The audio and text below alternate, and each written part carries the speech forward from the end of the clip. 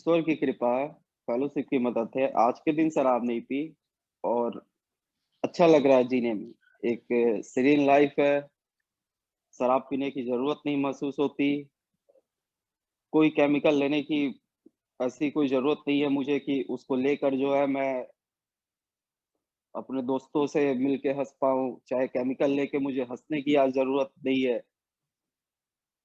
और overall life में बहुत मज़ा आ रहा है। ये एक चमत्कार ही है कि मेरे जैसे शराबी को ये प्रोग्राम मिला। आज का टॉपिक जो रखा हुआ है रिग्रेस ऑनेस्टी, ये हमारा प्रोग्राम का जो सबसे पहले में आया था तो हाउ किसी ने बताया था कि भाई ऑनेस्टी, ओपन माइंड और विलिंगनेस, अगर ये 3 चीज़ अगर किसी व्यक्ति में है, किसी शराबी में है, तो भाई वो टिक जाएगा इस प्रोग्राम में। शुरू के दिनों में समझ में नहीं आया, माइंड बहुत डिफॉल्ट था और हर तरह से जो बोलते हैं निराश हो चुका था। अपना विल पावर हर कुछ लगाकर शराब के सामने और शराब से ऐसी धोबी-धुलान हो रही थी कि मतलब अब जीवन ही मतलब अब खत्म करने का ऐसा मूड हो रहा था कि अब खत्म करो अब, क्योंकि कहीं से कोई होप दिख ही नहीं रहा था। हर कुछ ट्राई करना कि मैं जिम जाता हूँ, फिज़िकली मैं बहुत एक्टिव हो जाऊँगा तो मुझे शराब नहीं परेशान करेगा, पर उसमें भी फ़ेल। मैं जो है अब थोड़ा-सा अध्यात्म की तरफ जाता हूँ। वो भी नहीं, कुछ मेडिटेशन कर रहा हूँ, कोई फ़ायदा नहीं हो रहा है, पता चला मेडिटेशन भी कर रहा हूँ, शराब भी पी रहा हूँ जम के। खूब आध्यात्मिक जागृति हुई है मेरी शराब पीने में तो। ये मुझे लगता था वो जो बिल विल्सन बोलते हैं ना वो कि खोखले आदर्शवादी हैं हम लोग, बैंकरप्ट आइडियलिस्ट।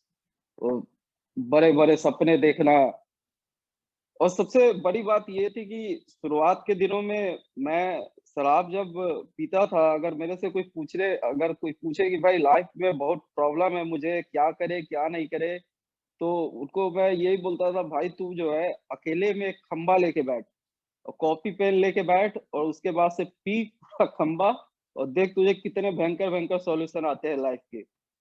और वो मैंने खुद पर भी अप्लाई किया, पर वही था कि सुबह उठते-उठते वो सपने कहाँ चले गए, वो लिखा हुआ कुछ समझ में नहीं आ रहा है और ऐसा लग रहा है कि इसमें वज़न ही नहीं है। वो जो पीने के बाद से वो भाई केमिकल जब बॉडी में डाल लिया तो वो केमिकल ख्वाब वो थे, उसका ना सिर ना पैर। वो कॉन्फिडेंस की बात है कि शराब को भी जो मैं जो है अब वीकेंड पे पीऊँगा। अब अब जो है अगर कोई मंथ है तो इस मंथ का डेट फिक्स करता हूँ सर्किल कैलेंडर पे गोल-गोल कि अब मैं इस पे पीऊँगा, वो भी शराब के नशे में ही सोच रहा हूँ। अब पता चल रहा है वीकेंड का सैटरडे से चालू हो रहा है तो यहाँ ट्यूसडे को ही शराब खुल गई और उसके बाद से कंटिन्यू शराब चल ही रही है। तो सबसे पहला कदम भी जो है हमारा कि भाई हम शराब के सामने शक्ति हैं और इसके लिए बोलते हैं कि ये दुनिया का कोई पावर नहीं करवा सकता है। ये केवल शराब ही वो चीज़ है जो घुटनों पे एक आदमी के ला सकती है और वो मेरे केस में भी शराब ने वैसा ही किया। मेरा 10 साल का अराउंड यूजिंग था और शुरुआत के दिनों में शराब पी के खूब मज़े किए और खूब बड़े मतलब जो बोलते हैं ना बढ़िया जीवन जीना शराब के साथ, दोस्तों के साथ ऐश-मौज करना। शराब ने मतलब शुरुआत में मेरी मतलब बहुत ही जो मैं कल्पना नहीं कर सकता था, वो चीज़ मेरे से हुई शराब पी के। कहीं कुछ बोल देना, कहीं बात कर लेना, जो मैं डरा हुआ था, जहाँ पर मुझे कॉन्फिडेंस नहीं है, वहाँ-वहाँ शराब ने मतलब मेरे लिए तो 4 चाँद ला दिए। पर धीरे-धीरे वही है कि यार एक शराब मेरी बढ़ती गई और जब समय आया कि यार अब इसको कम करते हैं, तो वहाँ तो मेरा बॉडी जो है यहाँ जो बोलते हैं कि वो फिज़िकल एनर्जी है वो बढ़ती जाती है। चूँकि हमारा बॉडी एक कॉमन ड्रिंकर जो होते हैं सोशल ड्रिंकर उनसे एक अलग हो जाती है हमारी बॉडी। हमारे बॉडी के डीएनए में ही कुछ डिफ़ॉल्ट है या जो भी बोल ले, हमारी कुछ अलग ही मतलब है, कुछ चेंजेज़ आ जाते हैं जो हमारी बॉडी शराब को एक्सेप्ट करके मतलब मोर एंड मोर। दूसरे एक्शन रिएक्शन में तो ये होता है कि थोड़ा-सा कुछ लिया तो उसके बाद से रिएक्शन हो जाता है, यहाँ मोर एंड मोर है। तो ये भी बहुत ही मतलब ये और मुझे याद है 2016 से अराउंड मैं ऑनेस्टली ये चाहना मैं अपने से कोशिश करना स्टार्ट किया कि शराब को अब मैं कंट्रोल करूँ या शराब को मैं बंद करूँ और 2016 से मेरे से नहीं हुआ। और मैं इस चीज़ का भी शुक्रगुज़ार हूँ कि 2016 में मुझे एए का मैसेज नहीं मिला, नहीं तो मैं वही बंदा होता जो मैं और भाइयों को देखता हूँ कि जो आके यहाँ नहीं टिक पाते हैं, शायद उनका पहला कदम नहीं हुआ है। मुझे तो यही लगता है कि शराब से जो धोबी-धुलान होनी चाहिए यहाँ पर टिकने के लिए, जो बोलते हैं कि ए में हमने बहुत ही हेवी प्राइस पेड किया है इसका फीस के लिए, जो बोलते हैं कि ये हम ऐसे ही बोलते हैं ये फ्री की संस्था है, कुछ नहीं है, पर हम सारे भाइयों ने बड़ी बड़ी भारी कीमत चुकाई है इसकी, इसमें एंट्री के लिए, इसमें एक सीट रिज़र्व करने के लिए। तो वैसे ही मेरे साथ था, 2016 से मैं शराब छोड़ना चाह रहा था और मेरे से नहीं छूट रही थी। और उस टाइम ईश्वर की कृपा से मुझे एक दूर-दूर तक मैसेज भी नहीं था मेरे पास। उसके बाद जीवन में सब कुछ आया, साइकियाट्रिस्ट आए, गोलियाँ आई, एंग्ज़ायटी पिल आए, डिप्रेशन के पिल आए, सब कुछ आया। बाबा मतलब जो भी जो बोलते हैं ना मानव निर्मित जो भी संसाधन हो सकते थे, वो ट्राई किए, घर वाले ट्राई किए, हर कुछ ट्राई किए, पर मेरी शराब नहीं छूट पाई और 2020 तक में मेरी हालत ये हो गई थी कि अब या तब, मतलब अब खत्म करूँ मैं लाइफ़ या तब खत्म करूँ, क्योंकि मैं पूरे तरीके से एक होपलेस कंडीशन थी मेरी। मैं समझ चुका था कि यार मैं कुछ भी ट्राई कर लूँ, ये शराब तो नहीं छूटने वाली है।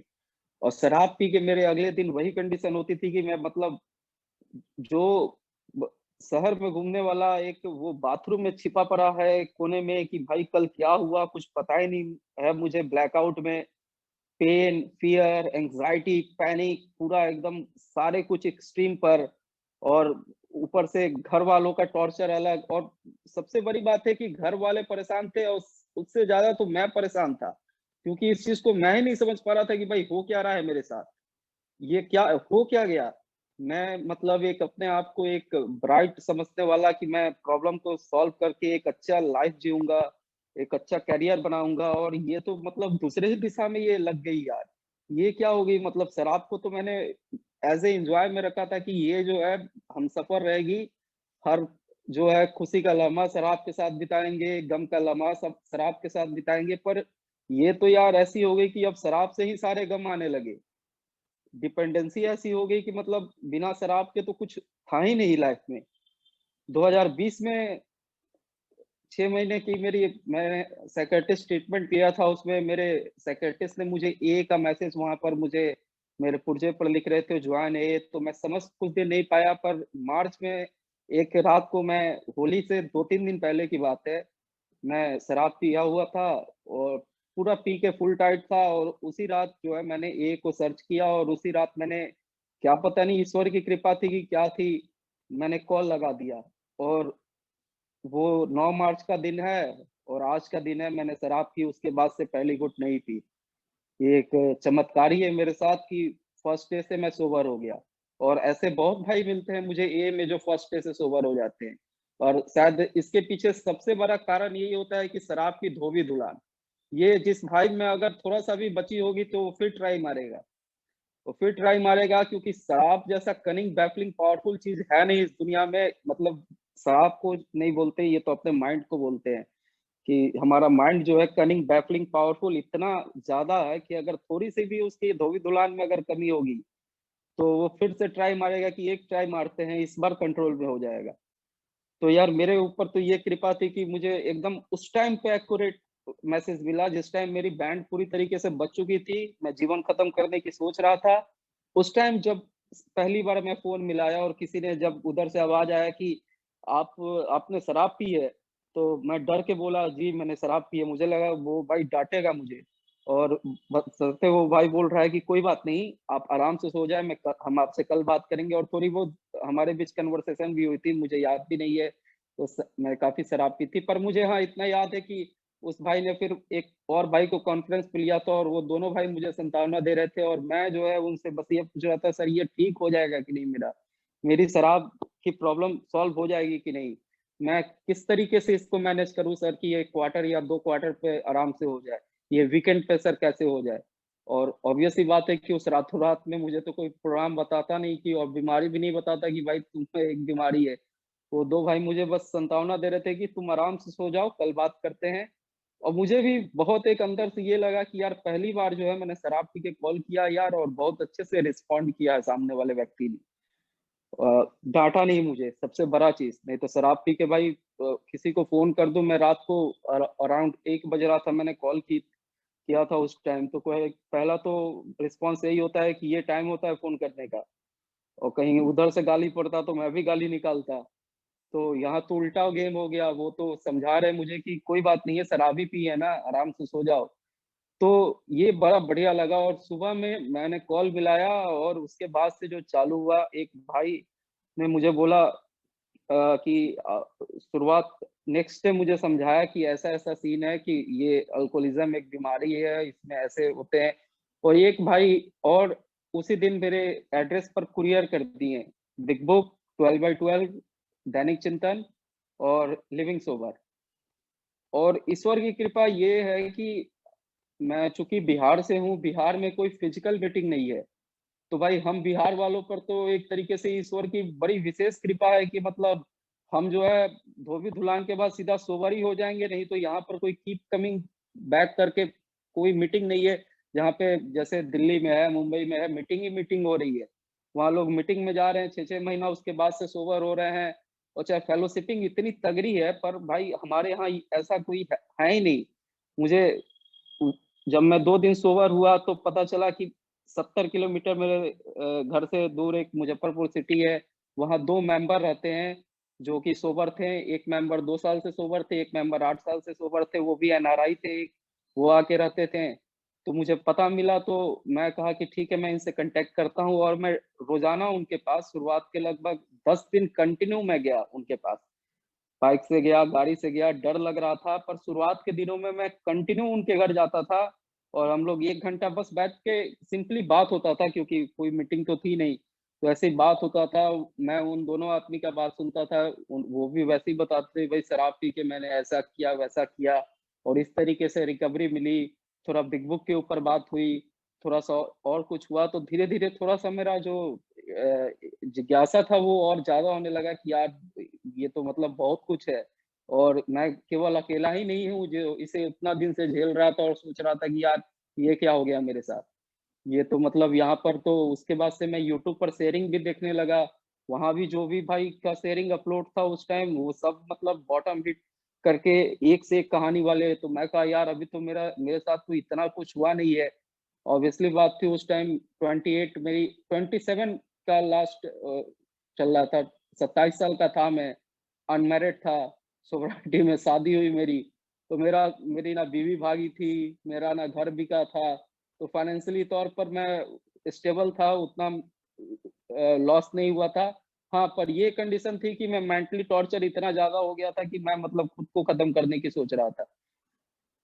तो उसके बाद से एक भाई ने बोला कि जो बिग बुक मेरे पास 2-3 दिन में वो आ पहुँची बिग बुक, तो एक भाई ने बोला कि अब इसको जो है तुम 6 पेज मेरे साथ पढ़ना स्टार्ट करो, और हम लोग डेली टाइम बनाते हैं और इसको जो है रीड करेंगे। तो यार यहीं से ऑनेस्टी, अब एक तरफ थी मेरे पास कि यार मतलब पूरी तरीके से मैं ये को मतलब अपना टाइम दूँ। एक तो मैं वहाँ जो जाता था मुज़फ्फरपुर मिलने, उनसे मैं कंटिन्यू मिलने जाते रहा मैं 7-10 दिन कंटिन्यू, क्योंकि उसके जस्ट बाद लॉकडाउन स्टार्ट हो गया था। मार्च का ही महीना था, मार्च में लॉकडाउन चालू हुआ था 2020 में पहली बार, और एक भाई के साथ मैंने रीडिंग चालू कर दी। तो फिजिकल मीटिंग ना रहने के बावजूद भी मैं सोबर रहा। मैंने फ़ोन पर ही अपना स्टेप वर्क भी चालू किया, उसी बीच में लॉकडाउन भी लग गया। मुझे लगा कि भाई ये क्या हो गया? पहला सोब्राइटी अभी नए-नए जुमने-जुमने 4 दिन सोब्राइटी के हुए थे और लॉकडाउन लग गया। मैं कहा ईश्वर को मारना ही था तो मतलब ये सोबर करके कोरोना से अब मारेंगे।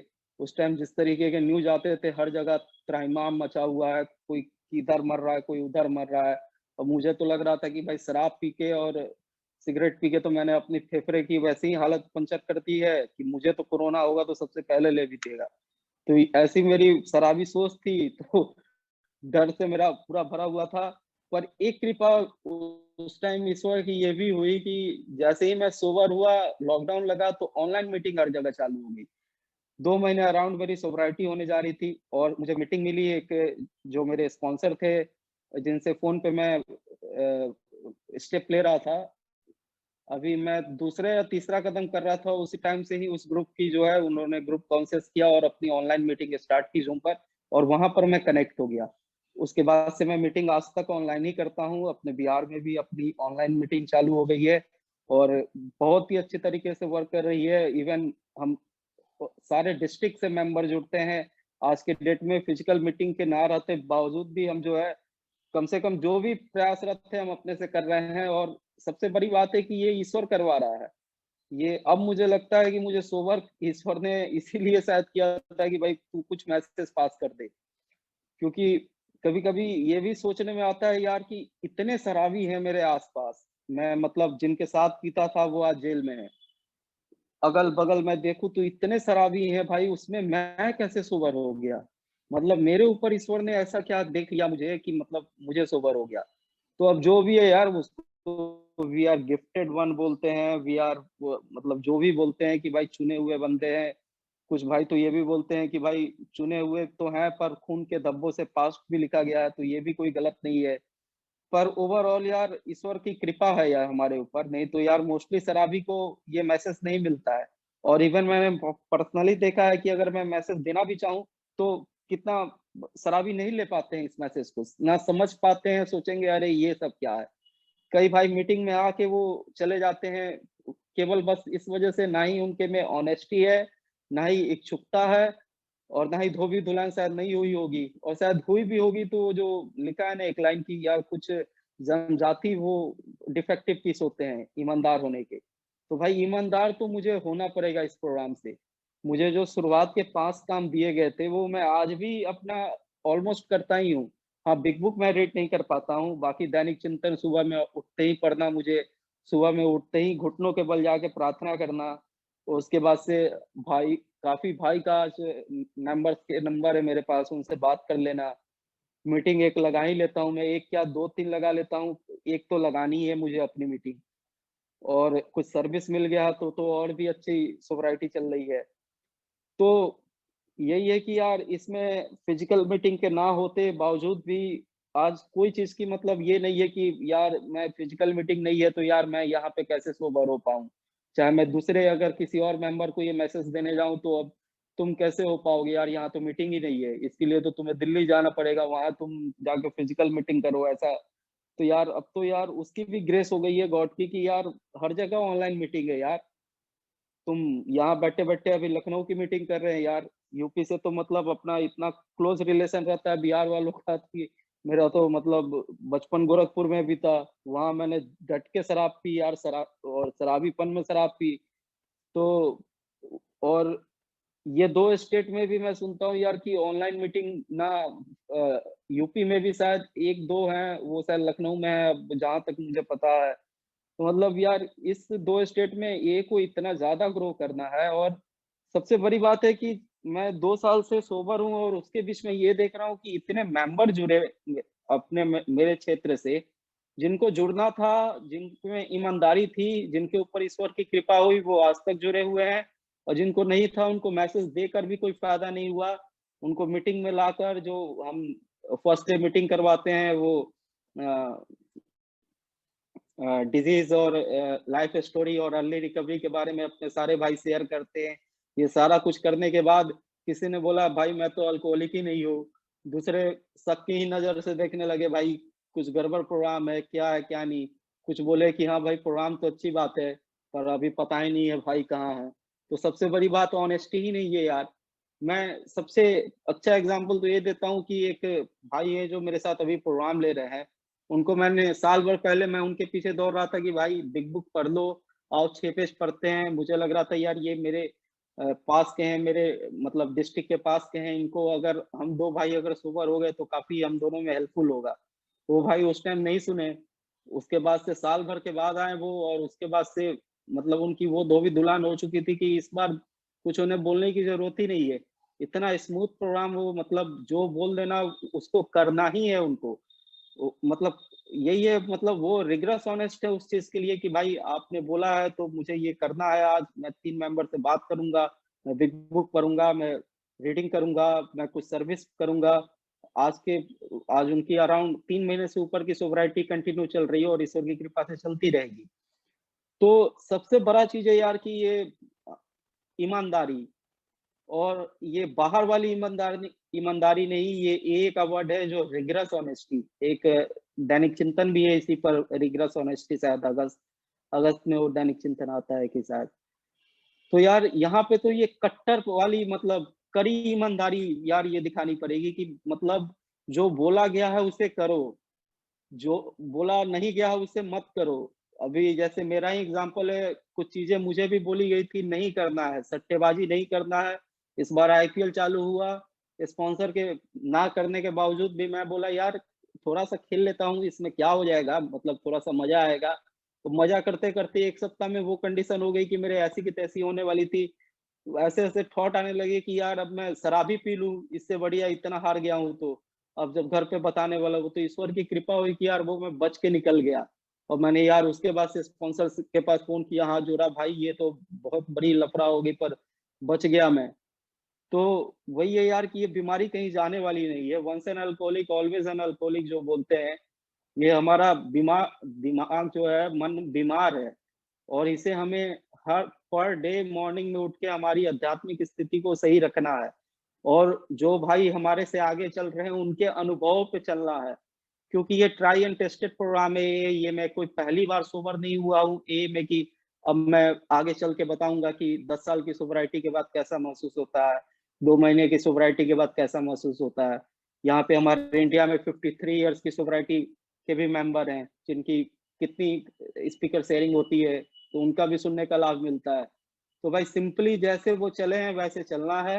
अगर मैं वैसे चलता रहूँगा तो यार चीज़ें वो होंगी जो मैं कभी सोच नहीं सकता था।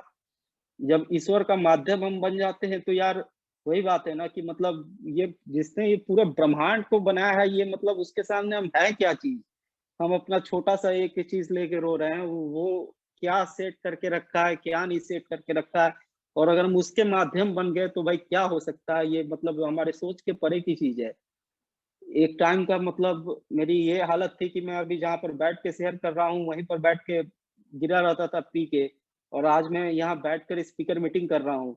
ये खुद खुद में ही एक चमत्कार की बात है कि मैं आज के दिन सोबर हूँ और दूसरे भाई की भी हेल्प कर रहा हूँ, और चाहे मैं सोब्राइटी के ऊपर शेयरिंग कर रहा हूँ। ये अपने में चमत्कार है कि आज मेरे वजह से कहीं प्रॉब्लम नहीं हो रही है। इवन मैं यूज़फुल हूँ कोई कई लोगों के लिए, कई लोगों के काम आ जाता हूँ मैं। और सबसे बड़ी ईश्वर के डिक्शनरी में यही चीज़ है यार, दूसरों के लिए उपयोगिता मेरी। मैं पहले सोचता था मैं यार ये कार खरीद लूँ, ये बाइक रख लूँ, ऐसे लाइफ़स्टाइल कर लूँ तो मेरे से जो है लोग अट्रैक्ट होंगे, मेरी इज़्ज़त करेंगे। आज पता चलता है कि यार दूसरों के लिए उपयोगी होना, वो छोटे से छोटे भी चीज़ के लिए उपयोगी हो जाओ यार, यही सबसे बड़ा चीज़ है यार।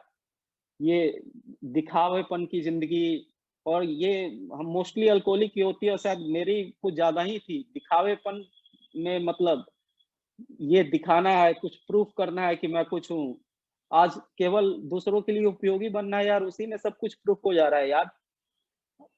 तो मतलब यार ये सब चीज़ें मेरे मतलब मेरे बाउंड्री से बाहर की चीज़ थी, आज वो चीज़ जो बोलते हैं ना हमारे प्रोमिसेस में एकदम क्लियरली लिखा हुआ है कि यार ईश्वर हमारे लिए वो सब कुछ करता है जो हम नहीं कर सकते हैं खुद से।